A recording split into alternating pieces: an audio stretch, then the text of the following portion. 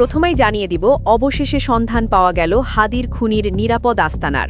সেনাপ্রধানের সরকারি বাসভবনে খুনি ফয়সালকে পাওয়া গেছে। চাঞ্চল্যকর তথ্য ফাঁস। এরপর জানিয়ে দিব, হাদিকে হত্যার আগে কেন স্ত্রীকে সঞ্চয়পত্র কিনে দেয় ফয়সাল। এবার রিমান্ডে সব গোপন তথ্য ফাঁস করল ফয়সালের স্ত্রী সামিয়া। এমপি পদে মনোনয়ন পেয়ে খুশিতে খালেদা জিয়ার কবরের পাশে কেঁদে কেঁদে যা বললেন গৃহকর্মী ফাতেমা। এরপর জানিয়ে দেব, বিএনপির প্রকাশ্য রাজনীতি থেকে তারেক রহমানকে মুছে ফেলার কঠিন হুঁশিয়ারি দিলেন ব্যারিস্টার রুমিন ফারহানা। সবশেষে জানিয়ে দিব, বিএনপিকে ক্ষমতায় বসাতে ভারত ও আমেরিকার গোপন ষড়যন্ত্র ফাঁস, থাকছে প্রমাণসহ বিস্তারিত প্রতিবেদন। এতক্ষণ শুনছিলেন সংবাদ শিরোনাম, এখন থাকছে বিস্তারিত। অবশেষে গুঞ্জনটা সত্যি হল। ডাক্তার ইউনুস বললেন, আমি সারা জীবন শান্তির কথা বলেছি, ন্যায়ের কথা বলেছি। আমার সরকার কি তবে খুনিদের আশ্রয়স্থল হয়ে দাঁড়িয়েছে? আপনার সরকারি বাসভবনে খুনি ফয়সালকে পাওয়া গেছে, এটা কি ষড়যন্ত্র? যে ফয়সালের হাতে সাধারণ মানুষের রক্ত লেগে আছে, তাকে আপনি নিজের ছাদের নিচে আগলে রেখেছেন। আমি কি এই বাংলাদেশ গড়ার স্বপ্ন দেখিয়েছিলাম? আপনি যখন খুনিকে প্রশ্রয় দিচ্ছিলেন, তখনই আপনার ইউনিফর্মের মর্যাদা হারিয়েছেন। ছাত্র জনতা এই পরিবর্তন এনেছে খুনিদের বিচারের জন্য, তাদের লালন পালন করার জন্য নয়। এক সাংবাদিক বলেন, সেনাপ্রধানকে বহিষ্কার করলে সেনাবাহিনীর চেঞ্জ অফ কমান্ডে এটার প্রভাব পড়বে।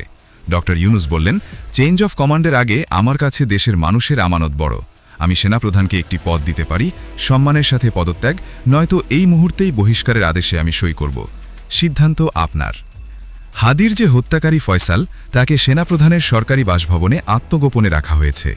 জুলাই বিপ্লবে শহীদ শরীফ ওসমান হাদির খুনি কে, তা আজ আর গোপন নেই। কিন্তু অবিশ্বাস্য হলেও সত্য, আজ পর্যন্ত সেই খুনি ফয়সাল করিম মাসুদ ধরা পড়েনি। বরং সময় যত গড়াচ্ছে, ততই তার অবস্থান নিয়ে ধোঁয়াশা বাড়ছে। শুধু সোশ্যাল মিডিয়ায় নয়, একবার এক তথ্য দিচ্ছে খোদ প্রশাসনের দ্বারাই। তবে হাদির খুনির অবস্থান নিয়ে সর্বশেষ যে তথ্য পাওয়া গেছে, তা শুনলে রীতিমতো আঁতকে উঠবেন প্রিয় দর্শক। কারণ তিনি এমন এক জায়গায় সুরক্ষিত আছেন, যেখানে শুধু রাষ্ট্রের প্রভাবশালী ব্যক্তিরাই আশ্রয় পান। আজ আমরা জানব, হাদির হত্যাকারীকে কোথায় লুকিয়ে রাখা হয়েছে আর কারা তাকে বাঁচাতে মূল কালপিটের ভূমিকা পালন করছে।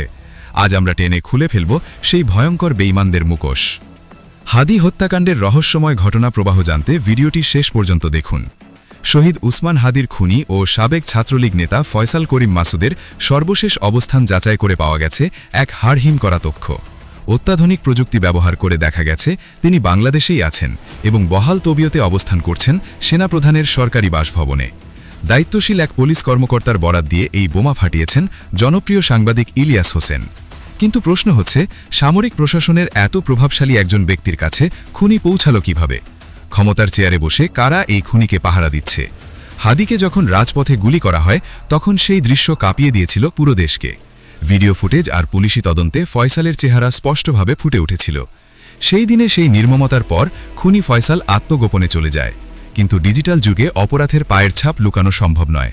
তদন্তকারী কর্মকর্তা ফয়সালের লোকেশন ট্যাগ করেছেন এবং সেই লোকেশন সরাসরি নির্দেশ করেছে সেনাপ্রধানের সরকারি বাসভবনে। যখন পুলিশ কর্মকর্তারা নিশ্চিত হলেন যে হাদির খুনি এই সেনাপ্রধানের সরকারি বাসভবনেই আছে, তখন তারা সেখানে অভিযানের প্রস্তুতি নেন। কিন্তু এই পর্যায়ে শুরু হয় আসল নাটক। সেনাপ্রধানের বাসভবনে পুলিশকে ঢুকতে বাধা দেওয়া হয় উপরমহল থেকে। খুনি ভেতরে আছে জানার পরও প্রশাসন তাকে ধরতে পারেনি, কারণ উপরতলার নির্দেশ ছিল নো এন্ট্রি। প্রশ্ন জাগে, একজন শহীদ জুলাই যোদ্ধার খুনির সাথে একজন সেনাপ্রধানের কিসের সম্পর্ক?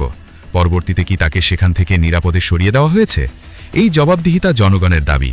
যারা জুলাই বিপ্লবের কথা বলে উপদেষ্টা হয়েছেন, তাদের নাকের ডগায় এই খুনিরা ঘুরে বেড়াচ্ছে। একদিকে জুলাইয়ের শহীদদের নিয়ে শোক প্রকাশ করা হচ্ছে, অন্যদিকে হাদির খুনিদের ভিআইপি প্রোটোকল দিয়ে লুকিয়ে রাখা হচ্ছে। প্রশাসনের ভেতরে থাকা ফ্যাসিবাদের এই দোসররা এখনও কতটা শক্তিশালী যে তারা একজন চিহ্নিত খুনিকে প্রশাসনের ধরাছোঁয়ার বাইরে রাখতে পারে? এটি কি জুলাই চেতনার সাথে চরম বেইমানি নয়? রাষ্ট্র যখন খুনিদের পাহারা দেয়, তখন মানুষ বাধ্য হয়ে আইন নিজের হাতে তুলে নিতে চায়, আর তখন সেটাকে আবার বলা হয় মব। নীতি নির্ধারকদের বোঝা উচিত সাধারণ মানুষ কেন ক্ষিপ্ত হচ্ছে। যখন এই সত্যগুলো তুলে ধরা হচ্ছে, তখন ফেসবুক পেজ আর ইউটিউব চ্যানেলের বিরুদ্ধে ষড়যন্ত্র শুরু হয়েছে। যারা হাদি হত্যার বিচার চাইছেন, তাদের বলা হচ্ছে বিশৃঙ্খলা সৃষ্টিকারী। অভিযোগ তোলা হচ্ছে যে নির্দিষ্ট কিছু পেজ বা চ্যানেল দেশে অস্থিতিশীলতা তৈরি করছে। সত্য বলা কি অপরাধ? যারা রাষ্ট্র প্রশাসনের এই অসঙ্গতিগুলো সামনে আনছেন, তাদের কণ্ঠ রোধ করার চেষ্টা করা কখনো ভালো ফল বয়ে আনবে না বলে মন্তব্য করেছেন রাজনৈতিক বিশ্লেষকরা। অন্তর্বর্তীকালীন সরকার আসার পর মানুষ আশা করেছিল খুনিরা ডান্ডা বেরি পড়ে কাঠগড়ায় দাঁড়াবে, কিন্তু বাস্তবে কি দেখা যাচ্ছে? নদী থেকে একের পর এক অজ্ঞাত লাশ উদ্ধার হচ্ছে, আর হাদির মতো প্রতিভাবান তরুণ নেতার খুনিরা সেনাপ্রধানের বাসায় আতিথেয়তা পাচ্ছে। এমন পরিস্থিতিতে নিজেদের প্রতারিত ভাবছে সাধারণ মানুষ। বাস্তবতা হচ্ছে, হাদির খুনিরা আছে আমাদের নাকের ডগাতেই, অথচ হাদি গুলিবিদ্ধ হওয়ার পর থেকেই ফয়সালের অবস্থান সম্পর্কে বিভ্রান্তিকর তথ্য ছড়ানো হয়েছে। হাদি গত বছরের 12ই ডিসেম্বর ঢাকার পুরনো পল্টনের বক্স কালভার্ট রোডে গুলিবিদ্ধ হন। এর পরপরই সোশ্যাল মিডিয়ায় ছড়িয়ে পড়ে ময়মনসিংহের হালুয়াঘাট সীমান্ত দিয়ে ভারতে পালিয়েছে হাদির হত্যাকারী ফয়সাল ও আলমগীর। আবার কেউ কেউ বলেন তারা সিলেট সীমান্ত দিয়ে পালিয়েছে। এমনকি ফয়সালকে সীমান্ত পার করে দেওয়ার অপরাধে 2 জনকে গ্রেফতার করে রিমান্ডে নেয় পুলিশ। পুলিশের পক্ষ থেকে এটাও জানানো হয় যে ফয়সাল ভারতের মহারাষ্ট্রে অবস্থান করছেন, যা মোবাইল ট্র্যাকিংয়ের মাধ্যমে জানা গেছে।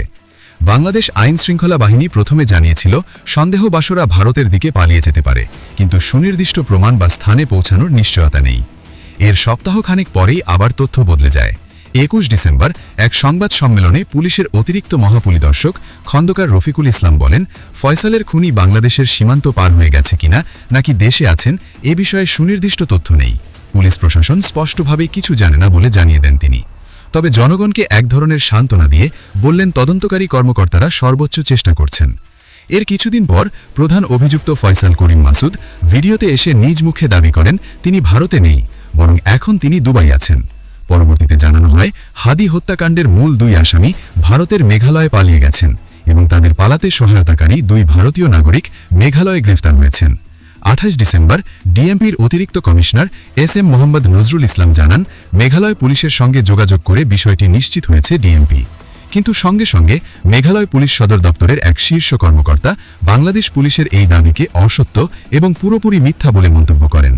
ওই কর্মকর্তা বলেন, বাংলাদেশ পুলিশের কাছ থেকে কোনো আনুষ্ঠানিক বা অনানুষ্ঠানিক যোগাযোগ করা হয়নি এবং কোনো গ্রেফতারের ঘটনা ঘটেনি। বিএসএফও একই কথা বলে।